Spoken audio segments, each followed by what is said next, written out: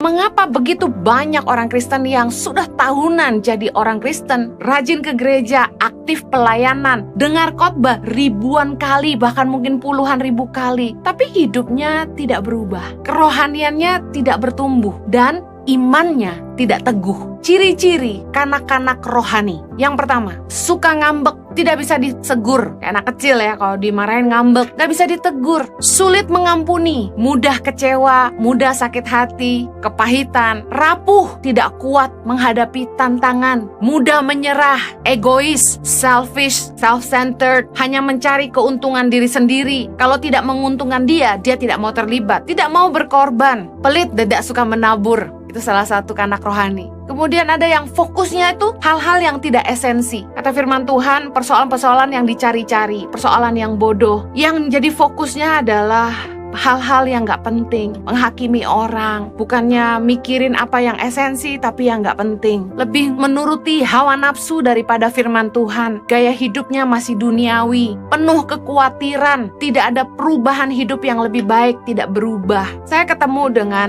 orang Kristen yang dia cerita sama saya bahwa dia sudah ikut Tuhan cukup lama, kemudian dia juga aktif pelayanan di beberapa komunitas, tapi ketika dia berbicara kepada saya dan suami, saya bisa menangkap bahwa orang ini kanak-kanak, masih kekanak-kanakan, penuh kekecewaan, sakit hati, penilaiannya sangat sempit. Kenapa bisa begitu? Sementara orang ini sudah dengar firman banyak, sudah pelayanan, dan sudah ikut Tuhan cukup lama. Ada hal-hal yang membuat seseorang menjadi mandul rohani. Rohaninya nggak bertumbuh, rohaninya nggak berkembang, nggak berbuah. Dia nggak jadi dewasa di dalam Tuhan, terus jadi kanak-kanak. Pertama yang menjadi penyebab dari kemandulan rohani adalah orang-orang yang mendengar firman tapi mereka tidak mengerti. Matius 13 ayat 19 berkata gini, kepada setiap orang yang mendengar firman tentang kerajaan sorga, tetapi tidak mengertinya, datanglah si jahat dan merampas yang ditaburkan dalam hati orang itu. Itulah benih yang ditaburkan di pinggir jalan. Anda ingat dalam perikop ini Yesus sedang memberikan perumpamaan tentang seorang penabur, bagaimana ketika benih ditabur itu jatuh ke 4 tempat yang berbeda. Nah, yang pertama itu jatuh di pinggir jalan. Benih yang ditabur jatuh ke pinggir jalan. Apa maksudnya firman itu? Yesus menceritakan arti dari perumpamaan ini adalah ketika orang itu dengar firman kerajaan sorga, mereka tidak mengerti. Kenapa tidak mengerti? Karena iblis merampas apa yang ditabur dalam hati orang. Makanya setiap kali dengar firman, ada orang-orang tuh yang gak bisa ngerti. Seperti ada selubung yang menutupi. Yang disampaikan apa, yang ditangkap beda. Susah konsentrasi. Ada yang bilang kalau dengar firman tuh ngantuk. Kemudian teralih fokusnya. Lagi dengerin firman, tapi tiba-tiba fokusnya teralih. Tiba-tiba ingat jemuran, tiba-tiba ingat pacar, ingat teman. Susah konsentrasi, gak bisa fokus, gak bisa ngerti. Pekerjaan iblis adalah ketika kita dengar firman, kita dibuat tidak mengerti karena benih itu dicuri. Lukas 8 ayat 10b bilang, sekalipun memandang tapi mereka tidak melihat, sekalipun mendengar mereka tidak mengerti. Ada orang-orang yang ikut Tuhan begitu lama, ke gereja udah puluhan ribu kali, tapi kok hidupnya gak berubah? Karena setiap kali dengar firman, mereka gak ngerti. Mereka datang ibadah hanya sekedar untuk menjalankan rutinitas ibadah supaya mereka merasa lega.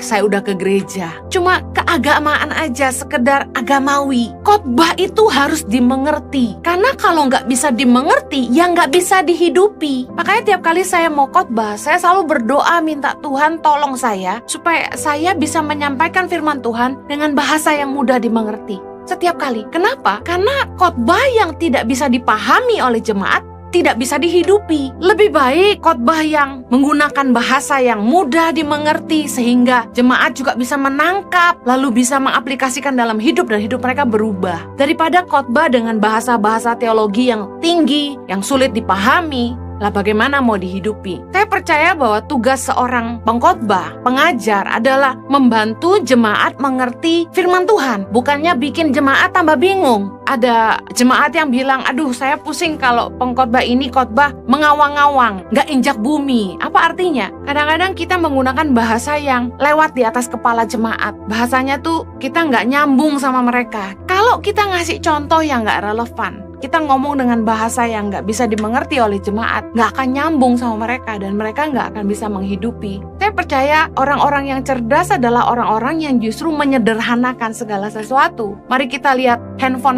yang canggih hari ini, itu adalah handphone yang mudah digunakan, bahkan oleh bayi-bayi pun bisa. Anak kecil dari kecil udah bisa geser-geser, pencet-pencet, ahli banget. Karena handphone dan alat teknologi gadget yang mereka pakai itu sangat mudah, sederhana. Apps-apps yang mudah dimengerti yang paling laris biasanya. Nah, khotbah harus bisa dimengerti, baru bisa dihidupi. Ketika kita ingin berkhotbah, kita harus berdoa buat jemaat supaya iblis tidak mencuri benih firman yang ditabur. Kita harus berdoa supaya jangan sampai ada benteng-benteng yang membuat mereka nggak mengenal Tuhan. 2 Korintus 10 ayat 5 berkata gini, kami mematahkan setiap siasat orang dan merubuhkan setiap kubu yang dibangun oleh keangkuhan manusia untuk menentang pengenalan akan Allah. Kami menawan segala pikiran dan menaklukkannya kepada Kristus. Kita perlu berdoa supaya setiap kubu-kubu yang dibangun karena kesombongan manusia itu dipatahkan supaya mereka mengenal Tuhan. Kadang-kadang manusia terlalu sombong kepada keyakinannya sendiri sehingga mereka merasa, yang penting saya baik, saya nggak perlu terima Yesus. Nah, itu yang harus kita tawan, segala pikiran dan menaklukkannya kepada Kristus. Berdoa supaya Roh Kudus membuat selubung di hati mereka diangkat sehingga mereka bisa berbalik kepada Tuhan, mereka bisa melihat Tuhan. 2 Korintus 3:16 bilang ini, tetapi apabila hati seorang berbalik kepada Tuhan, maka selubung itu diambil daripadanya. Seseorang bisa mengenal Kristus, bisa mengerti firman ketika selubung itu diangkat, mereka bisa melihat. Kita harus memastikan firman Tuhan itu mudah dimengerti supaya jemaat bisa menghidupi, dan juga kita harus memastikan kita berdoa buat jemaat supaya jangan sampai benih firman yang ditabur dicuri iblis sehingga mereka tidak mengerti dan tidak bertumbuh.